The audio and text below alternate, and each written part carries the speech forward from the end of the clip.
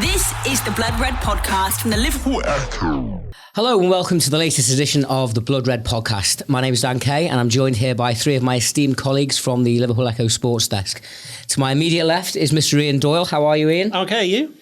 All the better for seeing you, my friend. To his left is Matt Addison, who is celebrating today his new role as our new Blood Red writer. So congrats to Matt on that. How are you keeping? Yes, thank you very much. Very much looking forward to getting started in that. Jolly good. And on the far side, way over yonder, is Sean Bradbury, who had the rare privilege of being at Anfield on Saturday. There's an awful lot of games these days because he's so committed to the cause. How are you, Sean? Very well, yeah. Week off. 6 points the better for the Reds, so all good. How was your trip to Germany, can we ask? I had a very pleasant weekend in Cologne. Unfortunately, it did mean that I missed the Southampton game, but we did manage to find a hostelry in the German capital to watch Liverpool go 22 points clear of the 22 points clear at the top of the table. And obviously that now is 22 points at the end of the weekend's action on the back of Manchester City's defeat at Tottenham yesterday. But we'll briefly take a look back at Saturday first. It was 0-0 at half-time, Ian, and it was possibly one of the toughest 45 minutes Liverpool had of the season so far, certainly from my vantage point a few thousand miles away. But as has been so often the case this season, they found a way to get it done, and in the end it was a very impressive victory. It was. I mean, Southampton went into the game, I think it was 4 straight wins away from home, which included wins at Chelsea, Palace, and there was another good one, Leicester. I think they won at Leicester as well, didn't they? The same team that beat them 9-0. Exactly. Yeah. So they're a very different proposition to the team that went to the Liverpool team that went to Southampton back in August. I think it was after the Super Cup game. Tough game, though. That was a tough game. Yeah. They won 2-1, but Liverpool were without Addison. I know Adrian made a couple of good saves that day, but we'll come on to Addison in a minute, I'm sure. But yeah, it was a tough game first half. I think Ralph Hasenhüttl, Jurgen Klopp spoke afterwards saying that, he basically said, wow, regarding their performance. It was very much like, I can't remember who it was who was saying it to me. Somebody said it reminded them a little bit of Liverpool in 2016-17, where they were just going, hell for leather, and they were pushing forward. They had the high press. They were looking to play on the counter attack. They were getting, they were winning the ball high up the pitch, and that caused Liverpool a lot of problems because most teams this season just haven't done that to them. I mean, Liverpool's line, when you think Liverpool's defensive line at the start of the season, certainly for most of it, people have been talking about how high it's been. It was never that on Saturday. Certainly the second half of the first half, where Southampton properly came into it. Joe Gomez fell asleep a little bit for 15 minutes. Not sure what happened there. But he wasn't the only one. There was a few other players. I mean, Bobby Firmino and Alex Oxlade-Chamberlain both played daft passes, which put Liverpool into trouble. So while Southampton did play well, it was from Liverpool mistakes mostly, but then Southampton hounded them into the mistakes, so it's fair play on their part. But Liverpool with Alisson made a couple of, we wouldn't say they were fantastic saves, but there were saves that needed to be made. He had to be there, his positioning was good, and he didn't spill them, which meant that they were able to keep hold of the possession, didn't give them any rebounds. I don't know if Liverpool had a bit of luck when Long got in the way of Ings' shot, but I think the keeper might have saved that. So, having said all of that, then it's half-time, then we come to the second half, and we can debate the penalty appeal, because you could argue that Liverpool should have had a penalty in the first half when Firmino was fouled by Long. So what I saw. I think some people have been a bit myopic about that and forgetting the Firmino one. Conveniently. Yeah, exactly. So Hasenhüttl said after the game the first goal was always going to be crucial, and whichever way you look at it, Liverpool either would have had the chance with the penalty or then actually did get it, obviously, Oxlade-Chamberlain, and from that point on, I mean, Klopp said even before the goal, which bear in mind it was scored after 47 minutes, he said he'd seen more in the 2 minutes from his team after half-time to suggest that they were going to be in a better frame of mind, certainly better form than they were in the first half. They just blew them away. And Southampton kept on creating chances, but Liverpool, once Southampton started committing players, I mean, the goals that they scored, they could have scored a few more, which I know 4-0 was a bit harsh given the first half, but if you just watch the second half performance, you'd have said that's fair play. And Liverpool haven't done that this season very often, certainly not at home. They haven't had the opportunity to cut loose a bit. And Southampton, you saw what happened with them at home against Wolves, where they fell away in the second half, and that might be the way things are going to go for them. But they came into the game in form. But Liverpool, what's that, 24 in wins out of 25, and you had players like Salah, like Henderson, like Firmino, who were all on the top of the game, and then they did Klopp mentioned a tactical switch that he did with Fabinho. He switched him around a little bit in midfield, and he was markedly improved in the second half. Well, having survived that penalty appeal, of course, but it all came together, and then they deserved the week off. Matt, in that second half, it really seemed like Liverpool shifted through the gears. There was a clinical nature to the finishing that, as well as they've played and performed through parts of the season that we haven't really seen so far, they seem to have this ability to, whatever puzzle an opposition manager or coaching team puts in front of them, they seem to find a solution to it every time. And it must really start to drive opponents, not most notably the manager of the team in second place, to despair. Yeah, 100%. Yeah, I mean, even in that first half, Southampton had one or two chances, and Liverpool weren't playing well. But I mean, I was at the match, and to be honest, I never really felt like Liverpool wouldn't improve at some point. You always felt like, whether that was a tactical switch or a moment from one of the front three or whatever it was, you always felt like at some point it would click for Liverpool. And obviously 24 out of 25 wins, that's the reason behind that. And so many of those players in the second half, as much as Jurgen Klopp obviously made tactical changes and did that kind of thing, I just think Alex Oxlade-Chamberlain looked a different player in the second half and suddenly looked much better. The flick from Roberto Firmino for that first goal was sublime. He just oozes class and confidence, and yeah, first half wasn't great, but second half Liverpool just in the end made it comfortable, and I feel a little bit for Southampton that it finished 4-0 because they probably should have scored at least once. But I don't think over the 90 minutes, I don't think anyone can complain that Liverpool won that match. No, and I think it's quite telling that having what the bits and pieces I've gleaned from being away over the weekend, I think Hasenhüttl said words to the effect after the game that it was a great match to be part of. He was very pleased with how his players conducted themselves and how they went about the business. Sure, I was getting a few messages from people on Saturday evening, people who were at the game saying the atmosphere in the ground, we have heard we're going to win the league and various songs of that ilk being sung on occasion already this season, but there seemed a kind of a realisation on Saturday that what we are witnessing now from this team, who has now taken, I think it's 100 points from the last 102, I think in the 38 game stretch since late January, early February last year, it's now 108 points over the 38 game chunk of a league season. We're in rare times here, aren't we? Oh, there's no doubt, and I think you're right. That sense was palpable amongst the fans, but I think you can see it in the players as well. I mean, thinking back to the weekend, I would have loved nothing more just once this season to be a fly on the wall at half-time in the Liverpool dressing room, because I think the ability of Klopp and his assistants, he always gives them credit, and rightly so, to be fair to him, to work out opposition at half-time, make minor changes, because it was almost imperceptible in the second half. Like Doyle said, subtle tweaks to Fabinho's position and maybe moving the ball in different areas and working on the right a lot more. It seemed to me, they worked out an opponent and then they outworked them. And I think that's the other thing that happens so often with Liverpool. They'll go to the line, and we've seen them win games in so many different ways.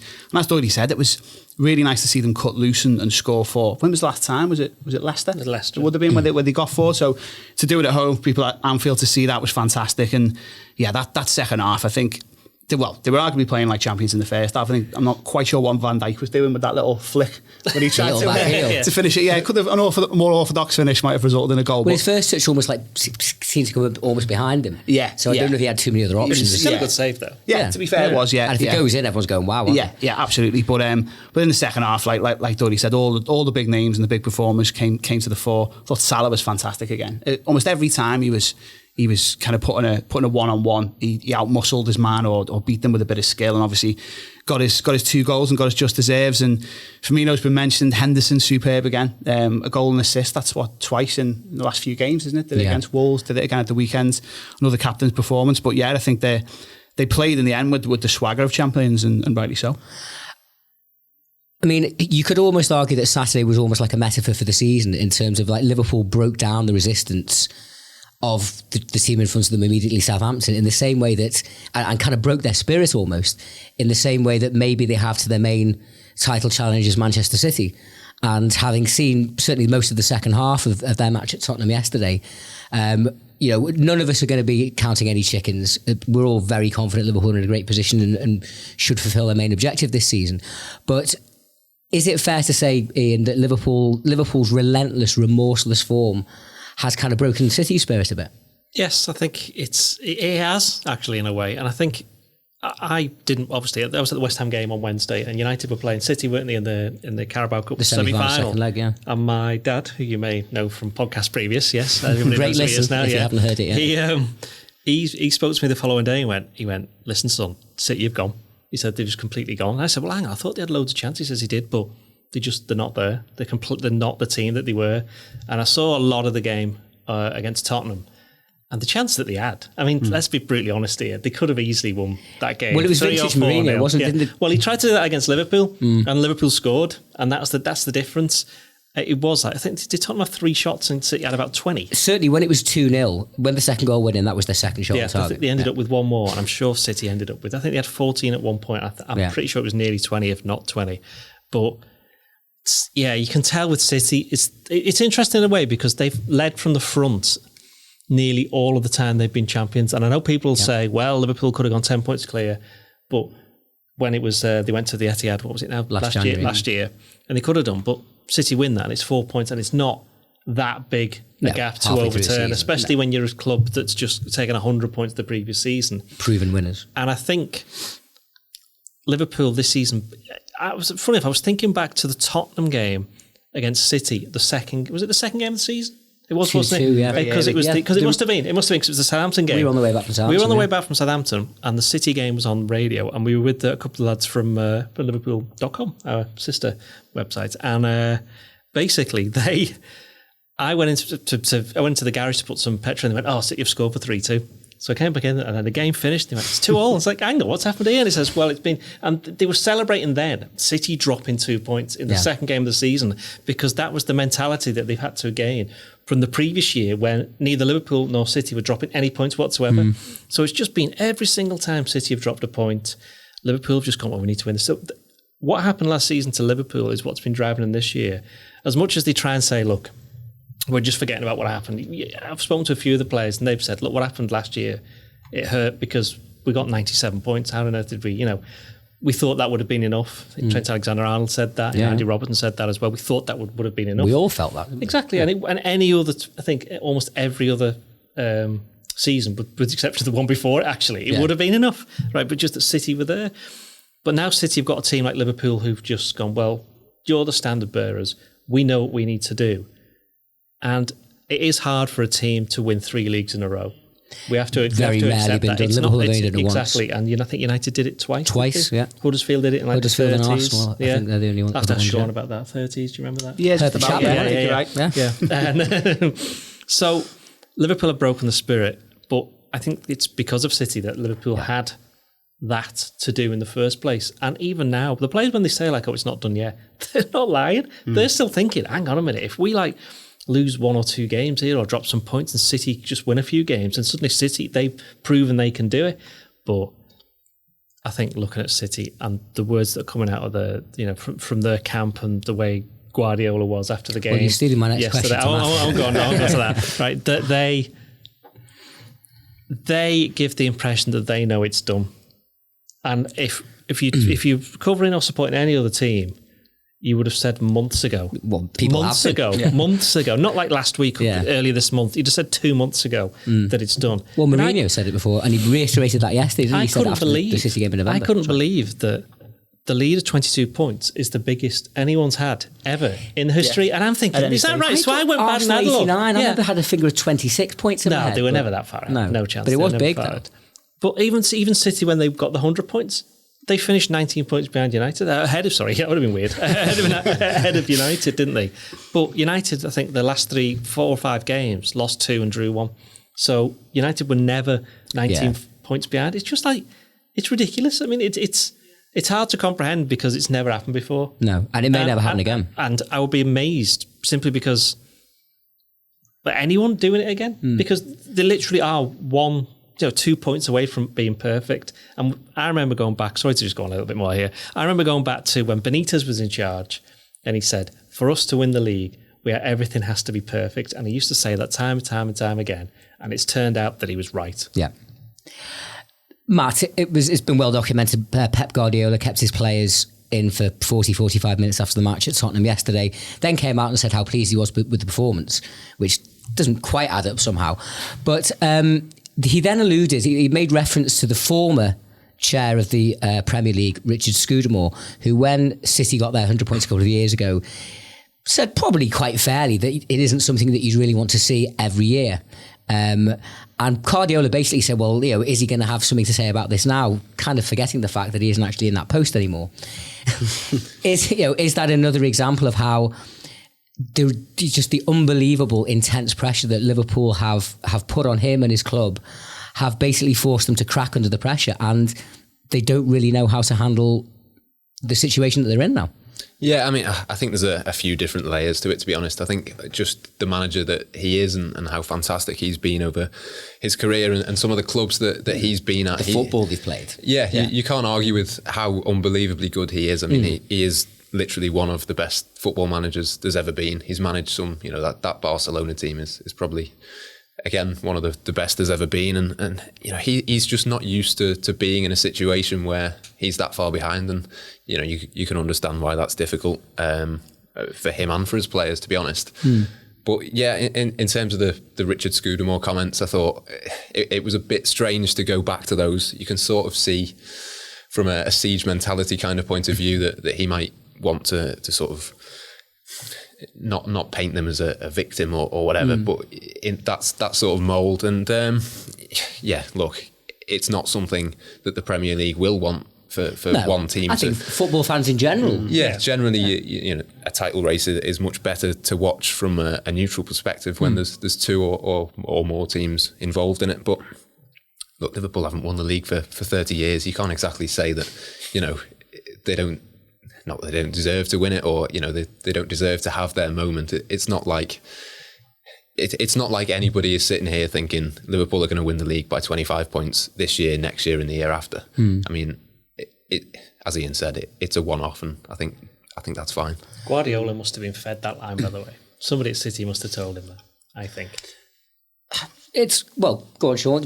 Your view on that. I actually feel some sympathy with him here. I think that's something that's been simmering since, I think it was August 2018 when that comment was made. And, he just won the league. And I know there's ongoing questions and investigations around City and a hugely expensively assembled squad. But I think as a man of integrity and huge talent and effort, Guardiola played a massive part in making them a trophy-winning machine, hasn't he? And I think that those comments do, in some way, act as a bit of a slight on him. I can understand why he at the time and maybe why in the Etihad and at City they were really annoyed by that. I don't think the timing was great in terms of when he said it in the post-match press conference yesterday, but I do think he's broadly been very fair and very complimentary to Liverpool. I mean, in recent weeks he's praised them to the hilt, hasn't he? And said they'd be, with the form they've been playing in this season, they'd be champions in any country, in any league this year, which I think is pretty true. And even yesterday, even in that same press conference, he said Liverpool are unstoppable. So I think, I also think, like Doyle was saying before, going back to the point of the level of perfection that City have almost set and to which Liverpool have to attain. 100%. And I think the challenge is like this thing of winning 3 leagues on the bounce and how difficult it's been for City. I think it's a challenge almost for Liverpool now. I mean, you'd imagine this one is almost there and they'll win this one, but the points that were required to match City last season, they've effectively had 2 campaigns of going at that pace. So, next season, I think Liverpool are going to have to be wary of that, even though obviously it'll only be 1 with them, touch wood. Okay, well, we'll move on to the week ahead. Ian, you've been up to Anfield today, and you haven't seen Jurgen Klopp. I was also at Melwood. Okay, well, okay. Similar type of setup. You've been to a press conference. I've been to a press conference, sorry. But it was Mr. Neil Critchley who was addressing the assembled media ahead of tomorrow's FA Cup 4th round replay against Shrewsbury Town. What did you make about what Critch had to say? But he was quite honest about it all, wasn't he? He basically just said, Matt will agree, we've had quite a few dealings with Mr. Critchley over the last year or so. Certainly he's bossed the under-23s, probably even longer than that. And he just said it as it is. He said, basically, look, we've got a young team here. It's a great opportunity for them. He's expecting it to be a sellout, which I think would be good. I think it is. I'm sure someone showed me something yesterday. Sold out, in fact, I would go as far to say, in fact, I might write this at some point, but probably won't because I'm being a bit lazy.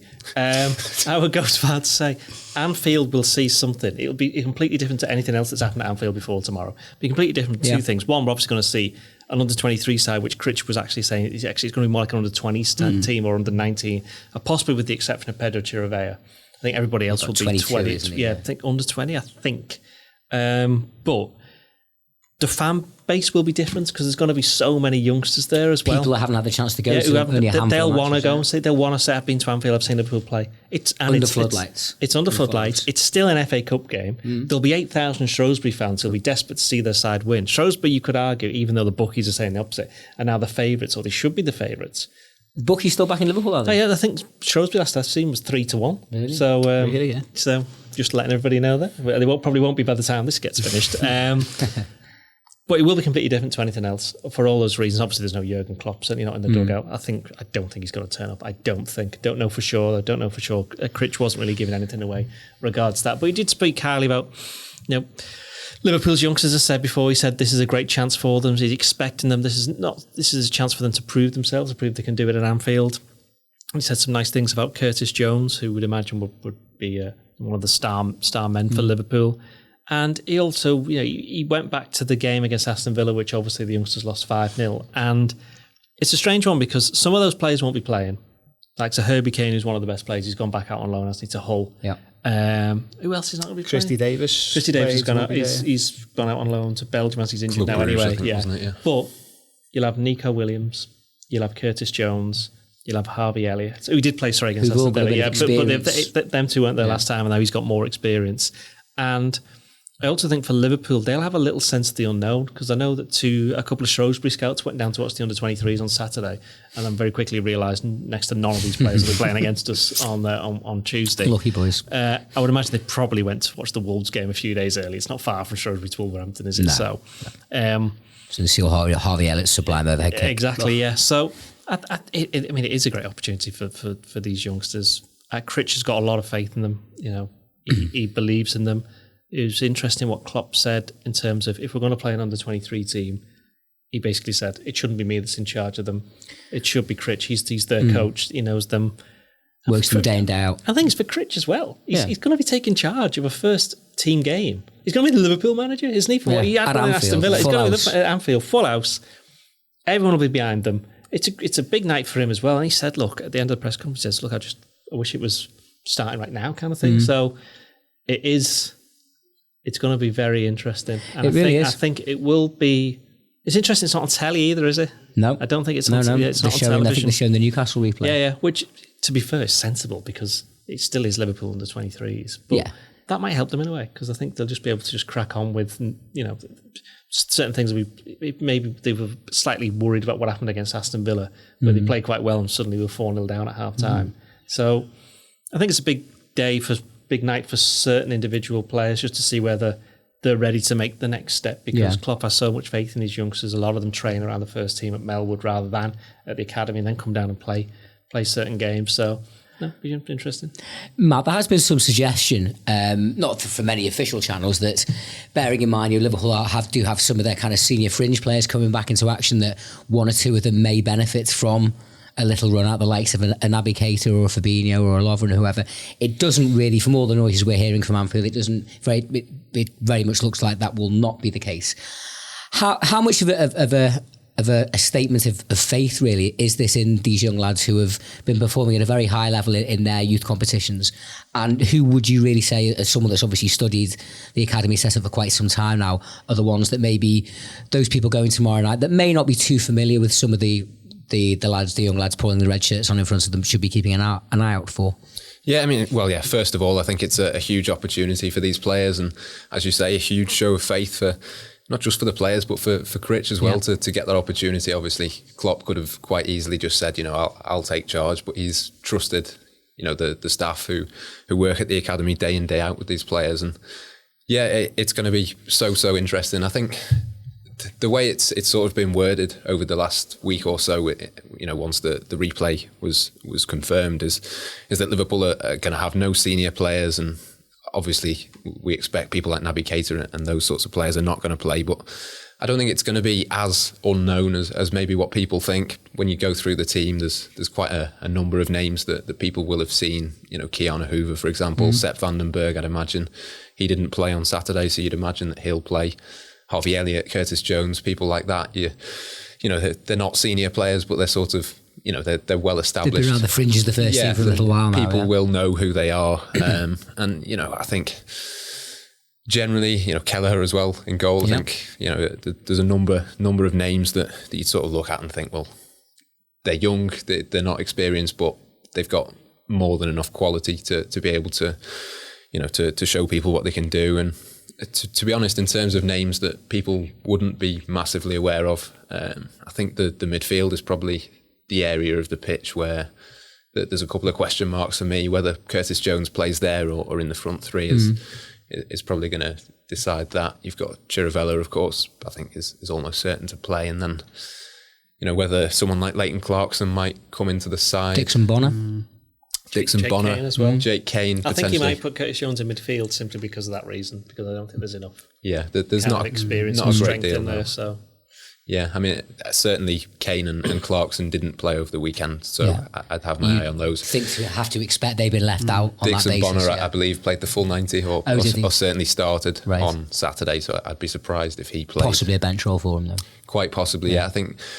I think in terms of the team, I mean, we did an academy podcast this morning, so feel free to check that out on YouTube and across the podcast channel. Does that mean that we're not doing the team later on? Yes, we are. Stop jumping the gun, you. But I think I've lost my train of thought now. But I think there's going to be a sort of mixture of the Everton team that we saw a couple of weeks ago in the Aston Villa team. I think it's going to be a little bit more experienced than the Villa team, but not as experienced as what we saw in the derby. Sure. Sean, it's I think it's great news that the match is a sellout. I'd never really doubted that it would be. I think the Anfield crowd will know. I mean, as we've said, some of the Anfield crowd will be the people that find it difficult to get tickets for league games, European games. But I think also with 55,000, I think a fair chunk of them will be the regulars who would, quite frankly, go and watch Liverpool play a team of dustbins. I always think played United twice this season. Might not. I may as well just make the most of it while I can. One game that sticks in my mind that I always kind of regret not going to, the 2004-05 season when we played Tottenham away in kind of like, I think, fourth round of the League Cup. 1-1. 1-1 and we won on penalties. Yeah. And again, it was very much, it was the season of Istanbul. There was a lot of games all packed into and basically played very much a scratch team. But everyone I've ever spoken to that was in that away end at White Hart Lane always says the atmosphere was unbelievable because it was almost like this kind of siege mentality. We almost need to be the 12th man here. And obviously, Anfield does have, a fair bit of history of being a 12th man and helping Liverpool over the line. I think everybody who walks through the turnstiles tomorrow night will be aware that they've got a part to play as well. Hugely. And I think even just taking it back to the Carabao Cup game of Villa, even though it was a 5-0 defeat, again, everyone who was there in that away and was saying it was quite special. Different, like Doyle said before, it will be a very different occasion tomorrow, although perhaps comparable to that. And I think the scenes you saw after that match, some of the young players who, suddenly they're getting a chance again, but might have thought their next Liverpool first team appearance might not even happen. But there was wonderful scenes like with them going over to family in the away end and that type of thing. But yeah, I think it being at Anfield, and if it is a capacity crowd, that adds a whole different element to it. And I think that's even more important, like the guys have said about Jones potentially being in midfield, because I think if this Liverpool team can get on the ball early on and just show that they're comfortable and get the crowd behind them, which of course they will be anyway, and they can start to intimidate Shrewsbury, then I think they could upset the odds a little bit. Set pieces is where Shrewsbury will do Liverpool if they are going to. Simply because it's the whole physical nature of the thing. I mean, we had obviously the professionalism. Exactly, and we had Joe Thompson the other week, and he was right with what he said, didn't he? He said they got a mixture of the old players who fell out of academies at Premier League clubs, such as the guy who scored the own goal. He was at United, wasn't he? And then the old pros who know what can be done, such as the guy who came on and scored twice. Yeah. So that would be my worry. But if Liverpool get the ball down and start playing it around, they've got more and if talent. you get the noses in front and stay in the game, I think is key. They've got more talent than Shrewsbury in that sense. But Shrewsbury got infinite superior know-how and experience. Of course, as well, we looked at the previous round. Now, I think it's fair to say that Everton are better than Shrewsbury. Liverpool will be will be naming a slightly less strong team, but if you look at that on a kind of equivalent basis, that team managed to upset the odds against pretty much a full strength Everton team who on the face of it very much wanted to go to the fourth round. So the other thing to bear in mind is that unlike the game against Arsenal, which finished 5-5, and perhaps a little bit unlike the game against Aston Villa, almost all of this team will have played together quite a lot for the under-23s. That's really quite a key point, I think, because isn't it? even the team that played That Aston Villa, familiarity. I mean, obviously I wasn't at the Aston Villa game because it was in Qatar, but it seems as though even I was like, I've seen quite a few under-23s, under-18s games, but going, I'm all surprised they're playing. Why are they playing there? They can't have played together very often, but nearly all of the players, the defence will have played together, the midfield, from almost all of it would have played together. Certainly most of the front line would have played together for a few games at least, certainly in the recent weeks. So I think it'll be a lot easier to get into some kind of groove. And if Liverpool can get the ball down, start passing it around, we've seen what they've done to teams in the youth league. And I know it's completely different because you're playing against fellow youngsters there, but they're ones of superior, technical ability. So it will come down to, can they withstand this physical threat? And they're going to have to if they want to be professional footballers. Certainly the defenders. Yeah. Okay, well, give us some teams. We'll start with Matt in the middle. Give me an 11 for tomorrow night. Okay. All the 11. Please. All the 11. Not going one. Okay, well, all right. Okay, sorry. I think we all agree on the goalkeeper to start with. Do we not think it's a big game for Keller, by the way? Because his last two games for Liverpool, he conceded 10 goals. And he had an absolute nightmare. I know he's a youngster. He had a bit of a nightmare against Aston Villa in the first half. Did better in the second half. I thought he did really well at MK Dons earlier. He did. He made a great save, didn't he, from that header? Yes. And I know Arsenal was a bit different because Arsenal, you've seen, Martinelli scored a couple of goals. He plays for the first team now all the time. So Arsenal had a strongish team out, and so you can't really blame him for that so much, although there was one or two defensive. I mean, what was it? Milner passed it straight to them for one goal. That's right, There was a strange one on the goal line where somebody didn't clear it, and it just, they just tapped it in. And there was a worldie as well, wasn't there? So, big game for Keller, I think. And I think if he can make a few good saves early on or gets a good touch of the ball, it could make a massive difference because then the defenders in front of him will have a bit. Not that I'm saying they don't have confidence, but they will have more confidence in him than they had at the start. So, Kelleher and goal. Yeah. We're all going for Kevin. Keller and goal, All right, we'll stop. Far end, Sean, give me a back four. A back four. Well, he was speaking about Larouci today, and sounds like a bit of a doubt. But I guess they have got other options there, haven't they? Lewis potentially, who looked very good in pre-season a couple of times. Yeah, there's always been a prospect, hasn't he? He's played a couple of games now, hasn't he, since his return? From some appearances now. He's been out for about 4 months. He's come on as a substitute twice. I think Larouci got injured in about minute 20, 25, something like that. So he's played sort of maybe in total, maybe about 90 minutes since he's come back. So perhaps just about enough. I'll go with him. And he didn't play he was one of the ones that didn't play at the weekend against Arsenal. So he's obviously one of the options available. Could be a pointer. So let's have him at left back. I think it's clearly going to be Williams at right back. And then two from three in the middle, isn't it? You're looking at Keanu Hoover and Sepp van den Berg, probably. Yeah. I concur. That's my back four, definitely, yeah. I think Lewis to start and probably get subbed after about an hour if he's getting a bit tired. Yeah. And I guess bearing in mind that a strong substitutes bench Liverpool may well need one, because not just the physical intensity, but I think the emotional energy that these young lads will expend. It may have an impact on them, but you would imagine whoever is on that bench will be absolutely champing at the bit to come on and show what they can do as well. Okay, midfield. We'll start with Ian. It's extra time, by the way. Just penalties. Just penalties. Do they not do extra time anymore in the FA Cup? Oh, they don't really? I believe so. I think up until this round, it's definitely, you see, if I could just interject at this point as well, we're all past the whole hoo-ha about is Klopp doing the right thing, naming the kids, and we've all talked about is, should he be there and whatever. And the blame for the authorities for scheduling these replays during the winter break. But it only occurred to me a couple of days ago that they have already done away with replays from the 5th round onwards. So I really can't believe that no one's actually raised the issue. Well, why, bearing in mind this winter break was brought in, why didn't they just do it for the 4th round as well? Anyway, I've got that off my chest now, so I feel a bit better. Back to the midfield. Yeah, midfield, I think there's definitely the option of Adam Lewis playing in midfield. I know he's done that in the past. If he doesn't end up playing left back, you could maybe put Tony Gallagher in there and play him in midfield, just because Liverpool are short of depth in that position. But for me, I think Chirivella will be the holding midfielder. Yeah. I would probably go with maybe Leighton Clarkson and Curtis Jones. It's extra time, by the way. It is extra time. It's extra time. Okay. Yes. Yes. Yeah. Well, I think we're all agreed, aren't we, that Jones has goes to in midfield. play. Yeah, Jones has to play in midfield. Yeah. With that extra experience he's got now, that kind of extra... And you still get forward, can't you? Yeah, absolutely, yeah. Okay, so a front three then. This is where it gets interesting. Right. Harvey Elliott is definitely playing on the right. 100%, yeah. I also think that Joe Hardy is going to play up front. The new signing Yes, he's in going to January. play up front. He's already scored a few goals, hasn't he? Yeah. So then that leaves us with who plays on the left wing. Who are your options? There's tons of options. There's loads of them. Tom Hill played there, didn't he, against Villa? Louis Longstaff played technically up front, but he played at the weekend, which suggests that he might not be playing. Yeah. Then you're looking at Liam Miller. Liam Miller is the one. Because he's played half a season. He's played quite a bit of first-team football up in Scotland, and I think he will be the one that plays. Yeah.